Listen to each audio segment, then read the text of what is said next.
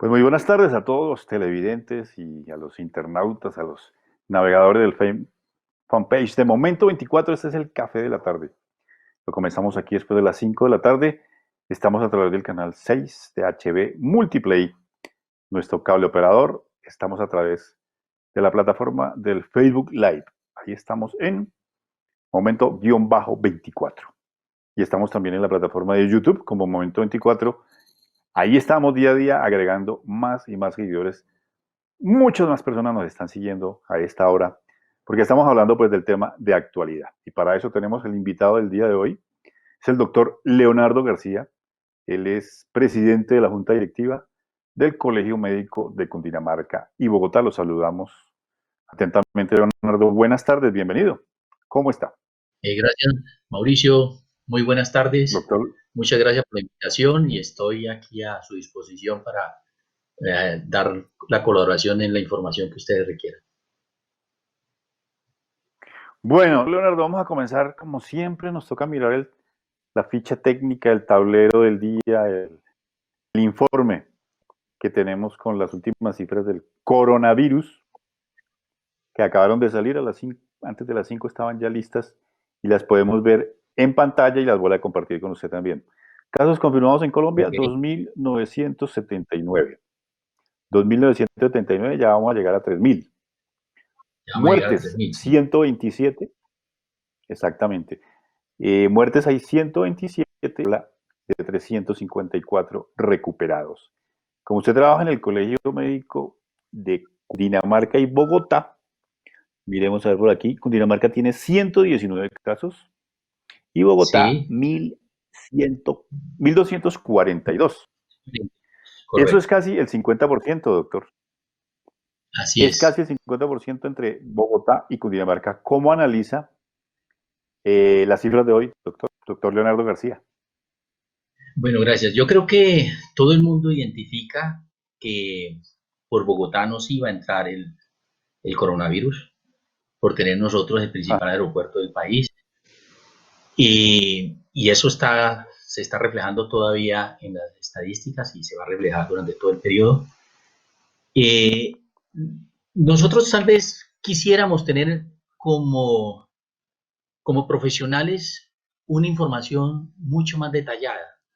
Esta información para ujú. la opinión pública es buena, suficiente, pero a nivel de los grupos de estudio de las diferentes universidades de investigación, creemos que necesitamos tener, que el país ya debe llegar a un punto de tener una información abierta, Mucho más oportuna, detallada. pública, mucho más Ujú. detallada. Lo digo porque nosotros hace poco presentamos un derecho de petición a la Secretaría de Salud, precisamente de Bogotá, porque estamos muy interesados como grupo prioritario de riesgo que somos los trabajadores de salud, tener una Ujú. información en tiempo real que nos permita hacer análisis y presentar propuestas de intervención, pero durante el tiempo de la pandemia. No vamos a sacar nada a tener unos análisis profundos al final de una epidemia. Entonces yo creo que esto nos Ujú. refleja y me hace acordar de esa preocupación que tenemos en el colegio. La pregunta de se están haciendo muchos colombianos y muchos médicos, enfermeras, todo el personal que trabaja en la salud es, ¿hay seguridad o no hay seguridad? Es como la pregunta del millón en este momento. ¿Hay seguridad o no hay seguridad? ¿Cómo está la situación en este momento desde el punto de vista de los profesionales de la salud? Bueno, nosotros tenemos que partir de algo, es que antes del 6 de marzo, que llega el primer caso a Bogotá, en Ajá. forma declarada, ¿cómo estaba el sistema de salud nuestro para recibir eso? Es decir, es como si miráramos en un tiempo fijo en una cámara en qué momento estaba el sistema de salud para recibir una situación como la que nos avecinaba. Si ustedes Ajá. recuerdan, no tenía un ministro de salud desde el mes de diciembre, que había renunciado. Sí, exactamente. Llegó, Exactamente. llegó, llegó la pandemia y estábamos con ministro encargado, con viceministro. Eh, ¿Qué pasó también en ese momento? ¿En qué momento estábamos nosotros en Bogotá? estábamos cambiando también una administración. El 1 de enero se posesiona la nueva administración. O sea, nos coge arrancando muchas cosas, pero además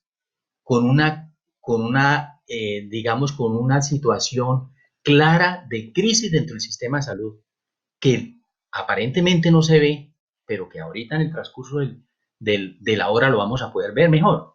¿Qué pasaba? Ujú. Y nosotros lo hemos manifestado varias veces.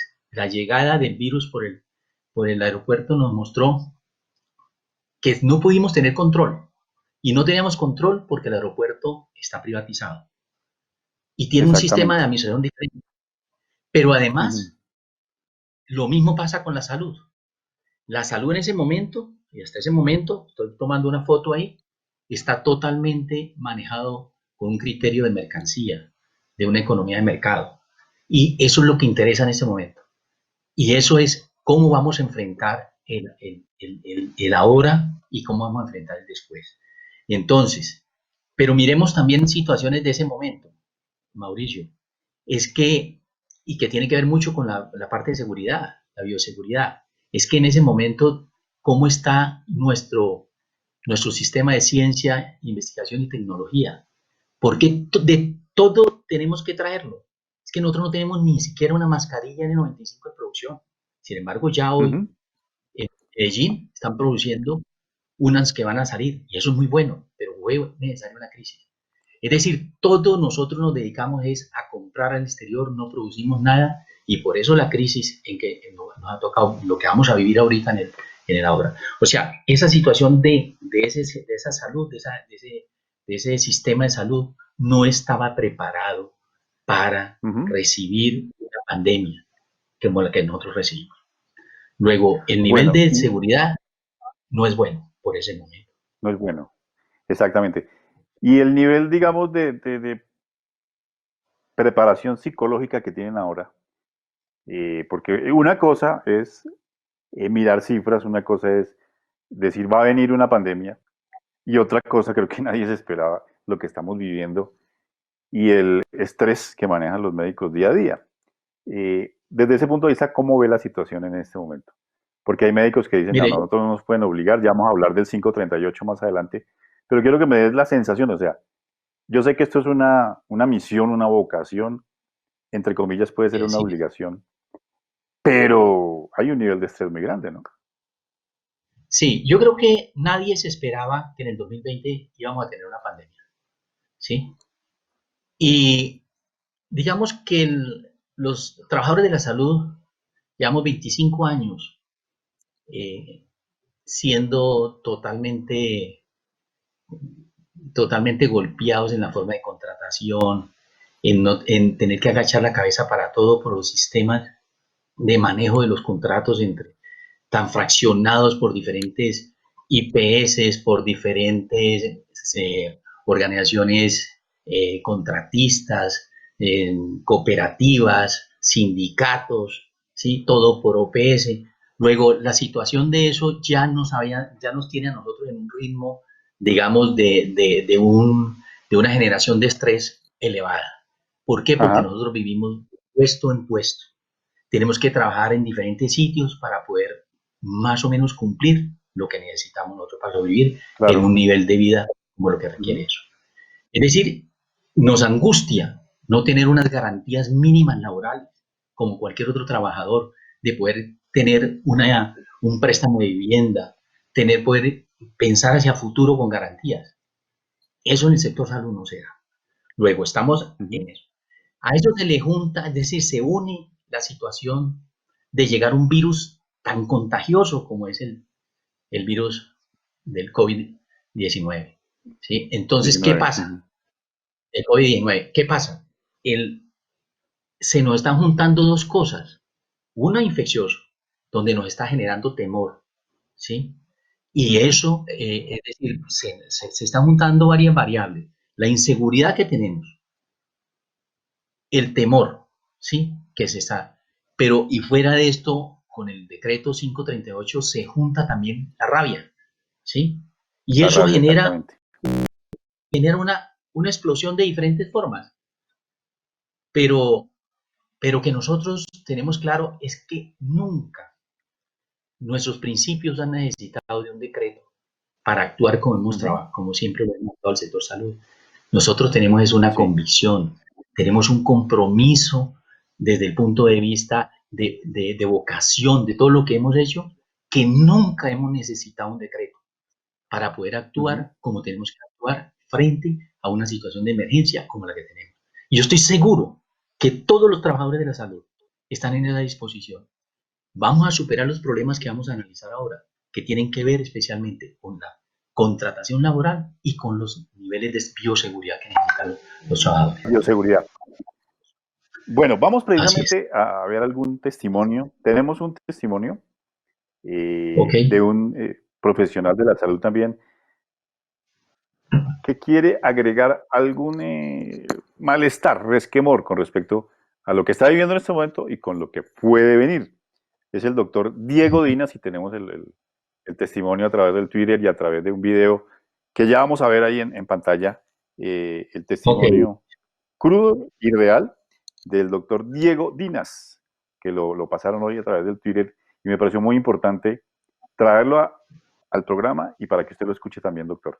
Lo dejamos entonces con el doctor Diego Dinas, que también tiene su punto de vista aquí sobre todo sobre el 538, y hay un numeral que, pues, no sé si es muy exagerado, muy escandaloso, le ha puesto él como numeral médicos en peligro. Veamos el video y ya seguimos con usted, doctor Leonardo García Rojas. Gracias. No me voy a quitar mi uniforme porque a usted le dé miedo ahora el personal de salud. Este uniforme lo porto con orgullo porque me costó lágrimas, hambre, menosprecios, noches sin los míos y fue un camino largo hasta conseguirlo. Por eso lo porto con orgullo. Ahora, mañana y más que nunca orgulloso trabajador de la salud portando mi uniforme. Porta tu uniforme con orgullo, trabajador de la salud. Bueno, también hace referencia al tema de la discriminación, ¿no? El doctor Perfecto, es Mauricio. del Valle y en el Valle ha habido casos de discriminación graves en supermercados, en la misma calle. Otro tema otra pata que le nace al cojo, el tema de la discriminación, ahora muy dado en estas Mauricio, sociedades pues tan paranoicas como las bogotanas y las colombianas y en general. es cierto, mire, yo creo que para mirar el por qué la gente está discriminando al personal de la salud, es que nosotros hemos tenido la salud siempre concebida como lo bueno, lo malo, el enfermo, el sano, esa Ujú. dicotomía, y por eso es que nos ponen a los médicos en un momento como héroes y en el otro como villanos. Eso es el Exactamente. mismo concepto que tenemos nosotros de salud-enfermedad. Nosotros nos hemos dedicado es a la enfermedad y no a la salud. Entonces, Ujú. quiero primero que todo dejar sentado ese punto, pero quiero contestarle la pregunta referente a la situación de discriminación. Decía yo dos antecedentes ya. El primero, el alto nivel de contagio que tiene el virus. ¿Sí? Ujú. En este momento está claro y definido, lo decía la Organización Mundial de la Salud, 10 veces La más que el letalidad. H1N1. Sí. Ujú. Es decir, ¿qué pasa cuando un parroquiano del barrio lo ve a uno que es del trabajador de la salud? Lo primero que dice, ese está metido en el ambiente donde más virus es, y además es altamente contagioso.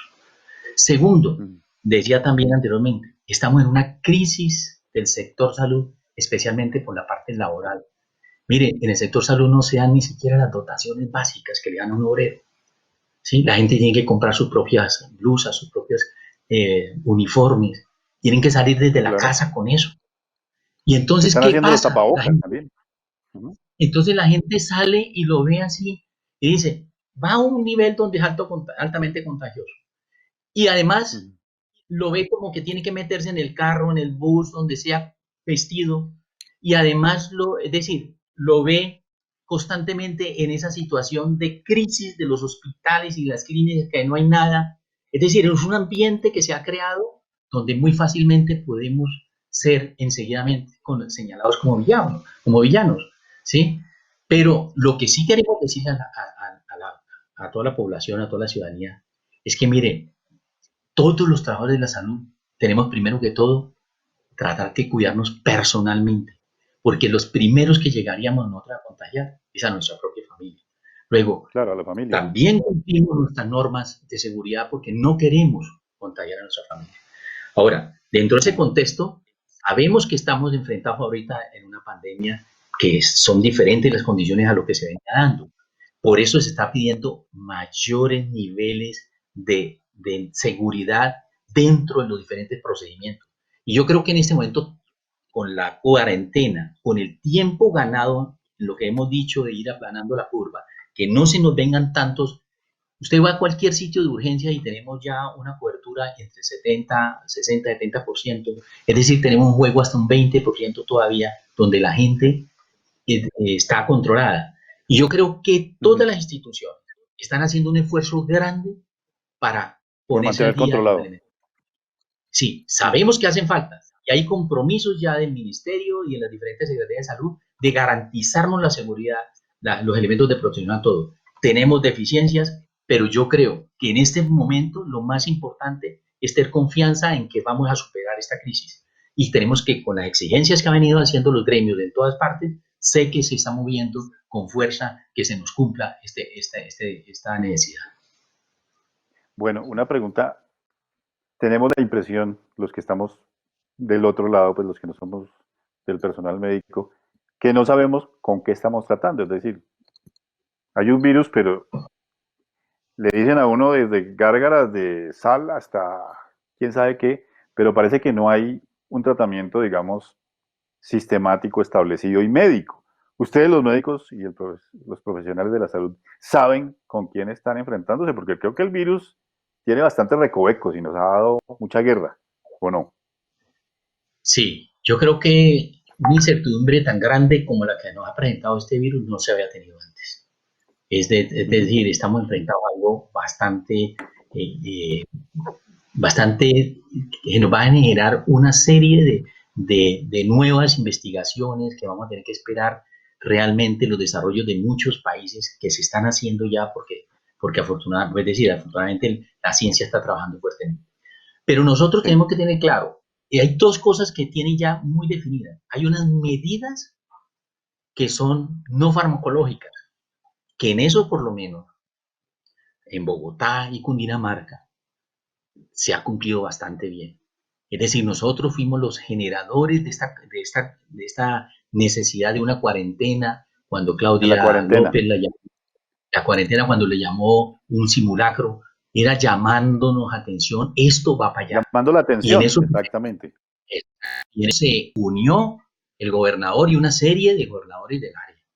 Y después se volvió algo nacional. Yo creo que ese punto se ha ido ganando, que es la primera fase de estar aquí todos guardados, asegurados, con las debilidades que tiene una medida de estas, pero por nuestra sociedad, ¿sí? Porque nosotros, tal vez todos los del norte, que es donde comenzó toda esta epidemia, porque los que viajaron del exterior y nos trajeron esto, es decir, son del área Los del nuestra. norte, sí. Ajá. Y esto, pero nosotros podemos tener una cuarentena más o menos juiciosa, pero la gente de los estratos pobres del sur tienen que salir a No la ganarse tienen. diariamente, no la tienen. Ujú. Y aquí es un problema en la supervivencia, o se muere por el problema del virus o se mueren de hambre. Sé que las Claro. medidas que han venido tomando, especialmente la alcaldía, son buenas y hay que creer en todo lo que se está haciendo, ¿sí? Que nos hace falta. Mire, Mauricio, hay un grupo de población que son todos esos trabajadores independientes. Un caso concreto, tuve el conocimiento de la manicurista que atiende a mi mujer, que le da el servicio Sí, a mi mujer. exactamente. Ujú. La llama a averiguar cómo está, vive en su H y tiene el, el pañolón rojo afuera. Y dice, llevo ya 15 días y nadie se nos ha acercado. Que ese pañolón rojo informa que están aguantando hambre. Están ¿Sí? necesitando, claro. Entonces, Muy grave ese la sector situación. de profesionales, todos los trabajadores independientes, en este momento hay odontólogos, hay una cantidad de profesiones que vivían al día y que nosotros, como no tenemos Al día, prestaciones, exactamente. no tenemos vacaciones, no tenemos nada, también. Yo estoy diciendo, tal vez la población más pobre, que está civilizada y que tiene una serie de auxilios del Estado, está recibiendo algo. pero hay un grupo de población muy importante en este país que aparentemente figura como trabajadores con trabajo activo, no están en este momento no están recibiendo ni una ni otra parte. Y es el grupo tal vez más crítico en este momento en Bogotá. Exactamente, bueno. Hablemos del bendito decreto 538. ¿Cuál es el verdadero impacto que tiene? ¿Los obliga a ustedes a prestar un servicio en contra de su voluntad?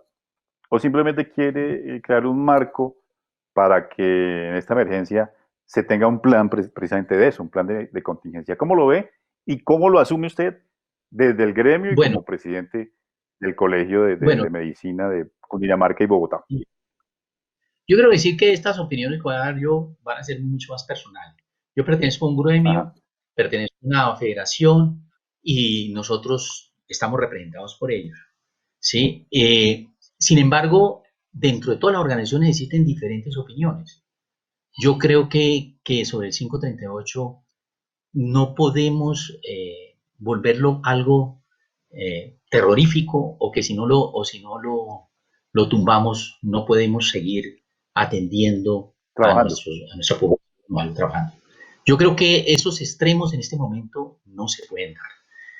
El gobierno está sacando un decreto para poder, digamos, orientar y flexibilizar el manejo de los recursos, ¿sí? Y esa es la filosofía que cualquier gobierno en una situación de emergencia... Sí, cualquier administrador haría, exactamente. Exactamente. Que uno esté de acuerdo o no con el contenido y que si es legal o ilegal, yo no me voy a meter en ese caso de si es legal o ilegal, porque eso le corresponde aquí a la Corte Suprema, al Congreso, a la Corte Constitucional. A la Corte Constitucional, que discuta eso, ¿sí? Y al Congreso, que lo discuta, si es constitucional o no este decreto. Lo que tiene que ver con el artículo 9 de la obligatoriedad de atención, yo la veo desde otro punto de vista. Lo que pasa es que él le decía, aclaraba eso, en un ambiente como el que nosotros vivimos, donde hay una crisis, donde hay una desconfianza, una inseguridad, donde no pagan puntual, donde lo que primero debíamos resolver en esta crisis era el pago de todos los trabajadores que hasta este momento no reciben ni siquiera su salario hace 4 años. Retrasado. Es que ver qué día la noticia del gobernador del Chocó diciendo que ya se estaba poniendo al día y que pagó noviembre y diciembre. Dios mío, uno no podía... 4 meses. Sí, no le puede uno cambiar la cabeza a eso. Entonces, en un ambiente como esos, cae una medida de estas en una pandemia que nadie esperaba. El rechazo es total. Pero mire, la obligatoriedad nosotros la tenemos en el sistema, por lo menos los viejitos, la tuvimos desde el sistema el seguro, la parte rural, social. El servicio social obligatorio, se nos llamaba. Y nosotros, yo trabajé en zona zona roja. De guerrilla. Solamente yo tuve que trabajar 6 meses nomás, ¿sí? En la zona norte del Huila. Sin embargo, íbamos, trabajábamos y yo creo que todos los trabajadores en este momento estamos en disposición. Yo creo que los estudiantes y los futuros internos residentes y los que van a salir a rurales están todos en disposición de hacer eso. El problema en este momento tenemos que garantizar las dos cosas que yo digo. Por eso a mí no me preocupa si o no está y si tenemos la obligatoriedad o no. Me preocupa es en qué condiciones laborales vamos a enviar a las personas al frente, a la línea 1, al frente de batalla, y en qué condiciones de bioseguridad la banda. El gobierno está planteando que va a entrar a resolver estos problemas, ¿sí? Y los queremos ver en la práctica, ¿sí? No podemos seguir con demagogia y esperando tiempo cuando esto está andando. Hemos logrado que el pico se nos alargue cada vez más, vamos ya hacia mediados de mayo, y eso nos sirve mucho para organizar todo esto. Pero para mí no es el problema principal, sí o no. Resolvamos esos dos otros inconvenientes y estamos prestos, como siempre estamos dispuestos a atender lo que sea. Usted decía que el aislamiento puede ir hasta mediados de mayo. ¿Usted cree que eso sería lo normal, mediados de mayo hasta finales de mayo? Yo creo que tanto el gobierno como especialmente aquí en Bogotá se ha planteado muy claro. Claudia ha dicho, se nos cumplan unos indicadores que ella propuso para poder decir, estamos en disposición de salir. Es que la garantía de esa fase 2, que llamamos nosotros, tiene que ver es precisamente con eso, que se disminuya el nivel de contagio, pero también que nosotros podamos tener un número de pruebas muy grandes para poder detectar tanto casos activos como la gente a través de cuerpos, como ya que ya los presentó, y que tengamos unas garantías de que el sistema de salud está presto y puede responder a unos picos que se nos presenten. Yo creo que eso es lo más importante que nosotros tenemos. Cuando cumplamos esas metas, ya vendrá cómo va a ser esa salida de la cuarentena, ¿sí? ¿Qué sectores, qué no sectores? Pero sin cumplimiento de metas, porque yo sé que todavía nos hacen falta cosas.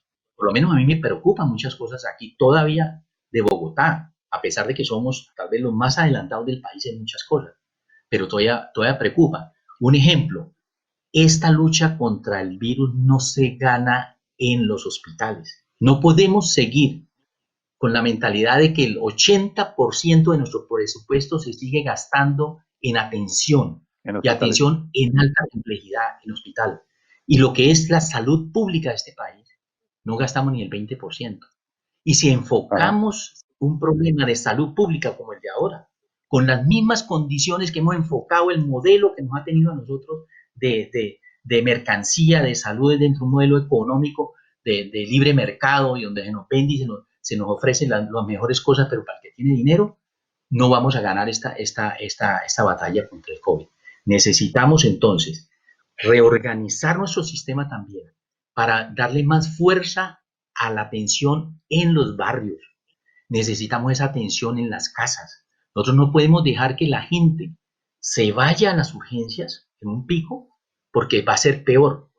Todo lo que llega a un hospital, la posibilidad de supervivencia baja, porque el nivel de virus y la virulencia aumenta en el momento en que más virus hay.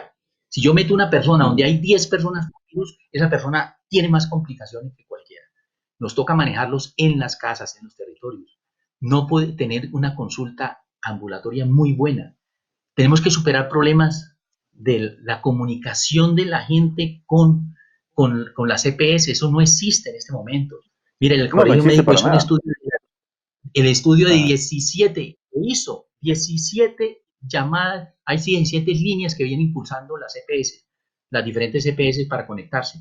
Nosotros hicimos un estudio ahí, 10 nunca le contestaron, 5 Nunca contestan, contestaron unas máquinas, exactamente. 5 contestaron unas máquinas y ahí se quedan, y solamente 2 EPS contestaron con personas. Mire, es que esta situación de cuarentena nos ha cambiado completamente la vida. El problema de los pacientes crónicos es terrible. Los problemas de los pacientes de mayor edad es terrible. ¿Por qué? Porque no conocen cómo que hay que pedir una cita, cómo meterse a un WhatsApp, cómo meterse a un internet. Es decir, éramos desde lápiz y hoja, ¿sí? Y la gente dice, no me llega la droga, ¿qué hago? Llamo y no tampoco me sirve. Entonces, tenemos un problema en este momento de atención y por eso digo yo que tomar una decisión de salir sin resolver la atención básica, que sigue siendo el problema central. En Colombia no necesitamos EPS. Eso es lo que nos ha generado es más traba ¿Usted y cree que se debe acabar manejar. entonces el modelo como tal? Definitivamente. El modelo de salud Yo que creo que eso, tenemos. yo creo que la mejor enseñanza que nos va a dejar esta pandemia, Mauricio, es que nos toca replantear estructuralmente el modelo. Las EPS son los intermediarios y toda la plata llega a ellos, pero la gente que está en el frente, que está poniendo, nunca les llega la plata. Y llega son a cuentagotas. Por eso, el decreto 538 trae cosas muy importantes. Nos está demostrando que sí se puede centralizar el manejo en el Ministerio y en la Secretaría de Salud. Y eso lo está haciendo el decreto. Exactamente. Y además, el hecho de nosotros tener un ADRES, haber centralizado los recursos, que todavía hace falta mucho centralizar, todavía nos falta, pero ya tenemos un Ajá. elemento. Es decir, se han hecho cosas por el camino que debemos ir cogiendo. Pero lo que debemos quedar claro es que después de esta pandemia no podemos seguir manejando una salud con el modelo que teníamos, de intermediación financiera, de manejo de unos entes que su interés es netamente la utilidad del negocio, la mercancía. Eso lo dijo ya hasta Macron en Francia.